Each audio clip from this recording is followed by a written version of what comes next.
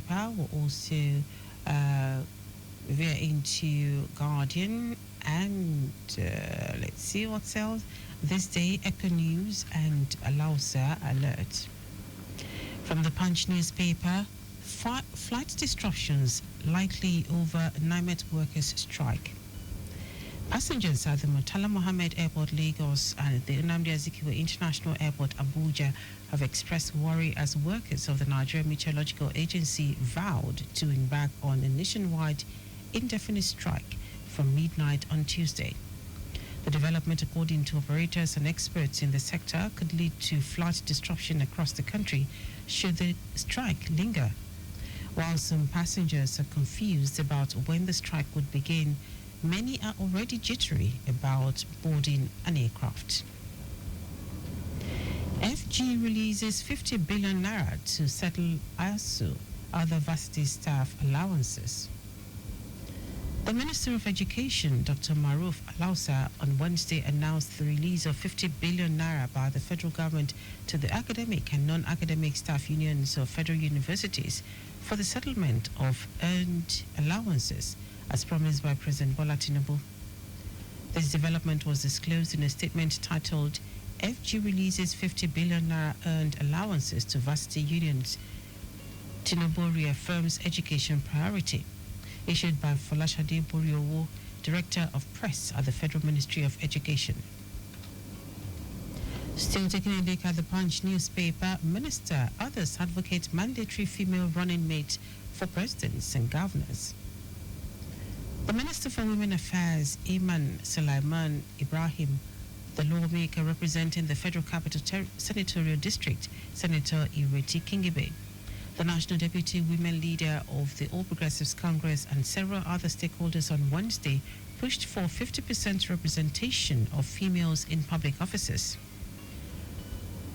The politicians also urged the National Assembly and political parties to consider adopting a bill where for every elected political office, from the presidency and governors to local government chairman, a woman is automatically considered for the position of deputy. Killings. Governors demand more security personnel, tech-driven solutions.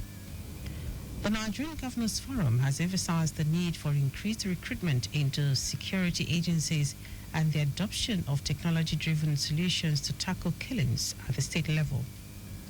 The forum, led by the Kwara State Governor, Abdurrahman Abdurrazak, made this known in a communique read by the Imo State Governor, Hope Uzodinma, after their meeting on Thursday morning in Abuja.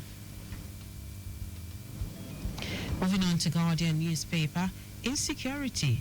Tinubu meets with NSA CDS in Abuja. President Bola Tinubu is currently meeting with the National Security Advisor, NSA, Nuhu Ribadu, and the Chief of Defense Staff, CDS, General Chris Musa, at the State House, Abuja. The meeting, which is currently underway at the official residence of the President inside the State House, is apparently coming at a time when the security situation in parts of the country has continued to worsen. FG designates Tinubu Airport, Nina, as alternative to Abuja Airport. The federal government has designated the Bola Ahmed Tinubu International Airport in Minna, Niger State, as the official alternative to Abuja's Nnamdi Azikiwe International Airport. The declaration was made by the Minister of Aviation and Aerospace Development, Festus Keyamo, during the inauguration of commercial flight operations by Overland Airways from the Minna Airport. Keyamo, speaking at the event, said the airport's infrastructure and location made it suitable for handling significant aviation traffic. ECOWAS to relocate institutions from Burkina Faso, Mali, Niger. The Economic Community of West African States, ECOWAS, has finalized plans to relocate its institutions and agencies currently based in Burkina Faso, Mali, and Niger, following the formal withdrawal of the three countries from the regional bloc.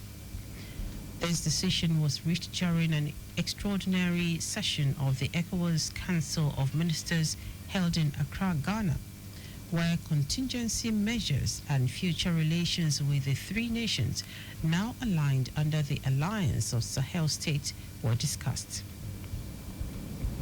Moving on to this day newspaper, Zimbabwe's decision to move clash with South Africa to Rwanda may gift Super Eagles lifeline. Super Eagles 2026 World Cup opponent, Zimbabwe, have confirmed having their high-stake clash with Bafana Bafana on October 5 from South Africa to Rwanda. Should Zimbabwe's Warriors win the match, it is going to open opportunity for Nigeria to return to reckoning in the race for the lone Group C ticket. Zimbabwe, who remains under FIFA ban from hosting matches due to stadium inadequacies back home, had initially staged 2 of their home games in South Africa. Another one from football, Liverpool 1 point away from title as Palace hold Arsenal. Crystal Palace twice came from behind to draw 2-2 as second-placed Arsenal and leave Liverpool 1 point from being crowned Premier League champions for the second time in 5 seasons. A draw against Tottenham Hotspur at Anfield on Sunday would now be enough for Ancelot's side, who led Arsenal by 12 points, or who lead Arsenal by 12 points, to clinch their 20th league title, equaling Manchester United's record. From Echo News, SGBV, DSVA takes advocacy to Ikeja residents.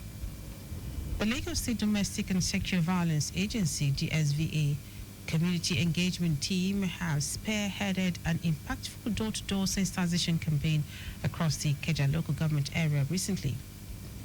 The initiative aims to significantly raise